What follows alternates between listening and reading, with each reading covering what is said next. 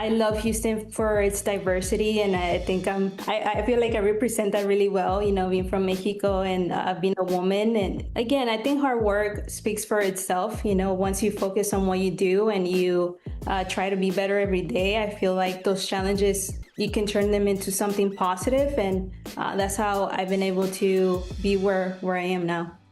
Our next guest is helping fans visualize the passion, excitement, and global spirit of the world's biggest sporting event. She's the local artist behind the official FIFA World Cup 2026 Houston host city poster, blending motion graphics, illustration, and photography to celebrate the city's culture and love for the game. Her design reflects the heart of Houston and will stand as an iconic symbol on the global stage. Her name is Stephanie Leal, and she's one of the many women behind Fútbol.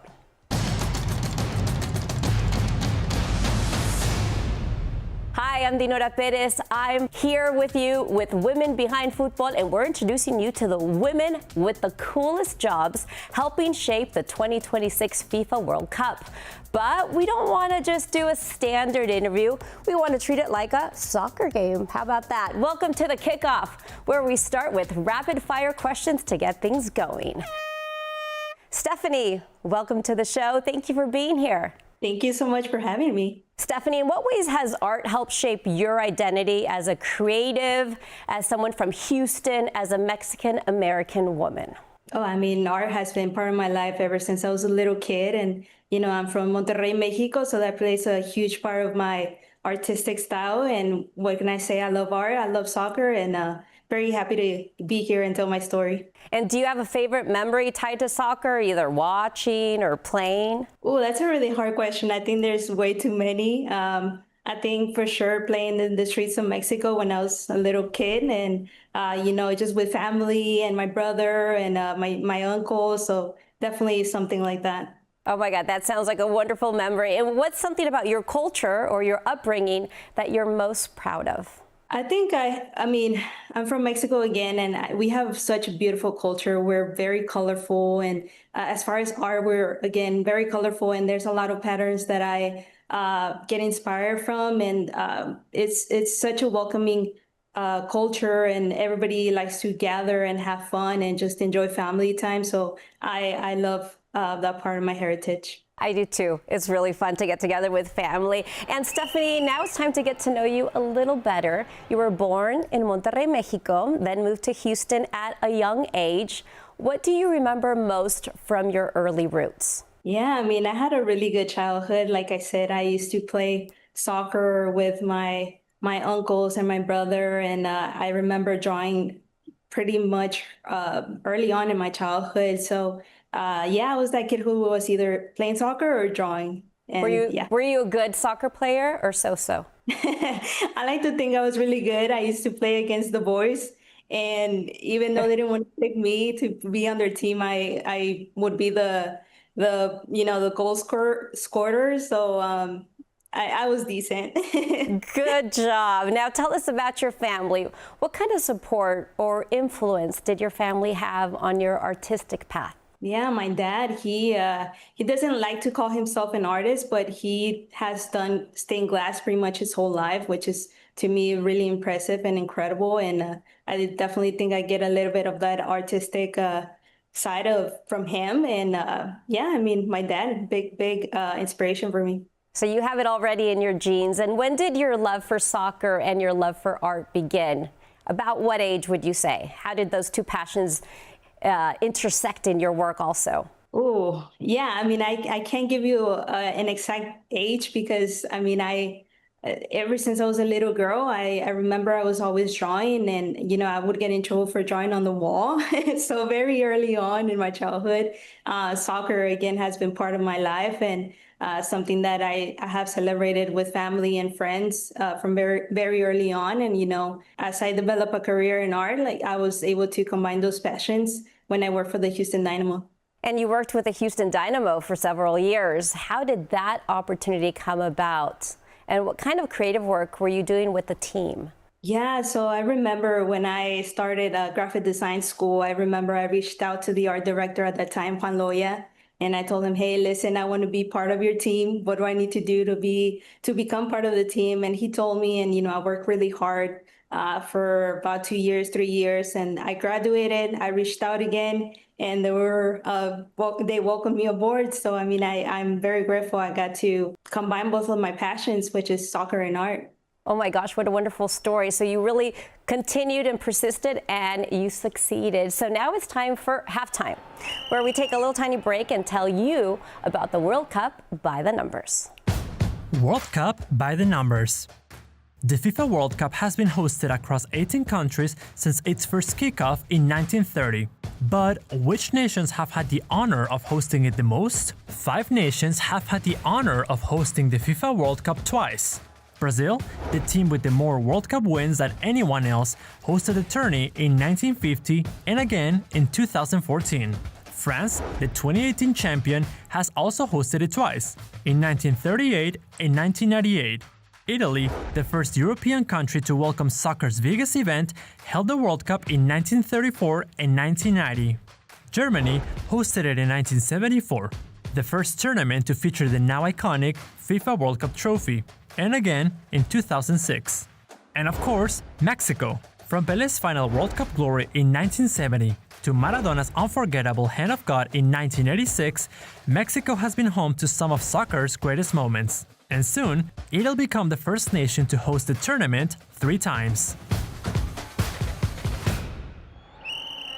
So in this second half, I want to drill down on what exactly it is your job entails. Your design titled Dare to Dream was announced in March as the official Houston host city poster for the 2026 FIFA World Cup. Can you walk us through how this contest came about? I was with the Houston Dynamo. I had left, and very recent after leaving Dynamo, my mentor, Brian Salas, he told me about the opportunity. He told me they're looking for artists for the World Cup, and I decided to go for it. I didn't have high expectations, but I just went for it, and thankfully I was able to be here now, and I won it all. And can you tell us a little bit about that creative process? What was that like for you? Yeah, the creative process was really interesting. I always like to say I started with music. I love to play World Cup music that remind me of those fun times watching the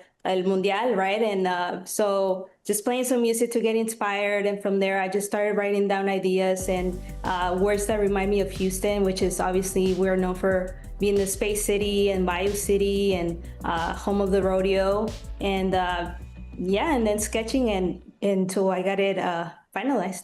I love it. And a little bit of music always puts everyone in a good mood. So I'm sure all your creative juices were flowing. And what did it mean to you when you found out that you won? I feel like I'm still processing everything. It's been surreal. It's such a dream come true. And I'm very grateful for this opportunity. And, it's testament of what hard work can do, and I'm very, very happy for this. Congratulations. And can you also break down a little bit what those symbols and imagery in the poster mean? There's a lot of Easter eggs. The more you look, you might find something new. You have, for example, the H hand sign, which is very symbolic to Houstonians, right? It's how we show our pride. You also have the cowboy hat, again, we're home of the biggest rodeo in the world. So I think it was very important to incorporate that. And even one that a lot of people don't see at first glance is the actual trophy and the reflection of the helmet, which is really cool. There's a lot of creative ideas that you had there, but what does it mean to you to represent Houston on a global stage like the FIFA World Cup? I love Houston for its diversity, and I think I feel like I represent that really well, being from Mexico and being a woman, and just really grateful I get to represent my city, which I call home, and yeah.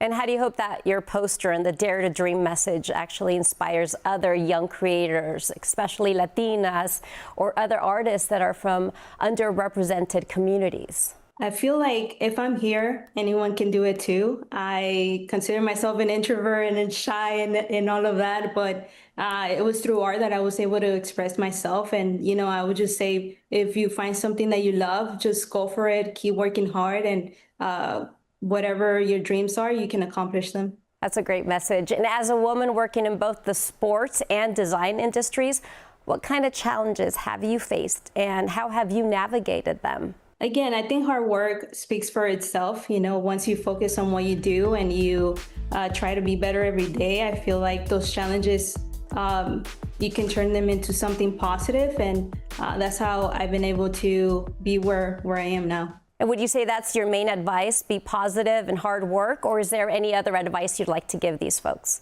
who really want to break into this field? Just believe in yourself. Believe in yourself. Again, if you have something that you love, just work hard and keep going, and many doors are gonna open for you, and hard work, dedication, and stay positive even when things aren't going well. I love that message. And speaking of opening doors, what doors has this experience opened for you? Oh, so many. Even speaking to you, it's an honor. A lot of people want to collaborate and work with me, so it's been incredible. I didn't expect this amount of support, but I'm really grateful for that. And before we let you go, we want to do some overtime questions, if that's okay with you. Which woman in your life has given you the biggest assist? My mother. My mother, she's strong and has given me that encouragement to follow my dreams, and she has given me the tools. So I definitely have to say my mom. All right. And what about red cards? What was the biggest red card experience of your career?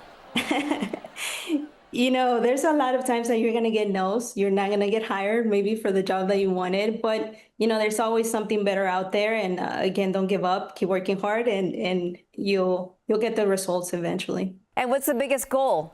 The biggest success you've scored? Tell us about that one.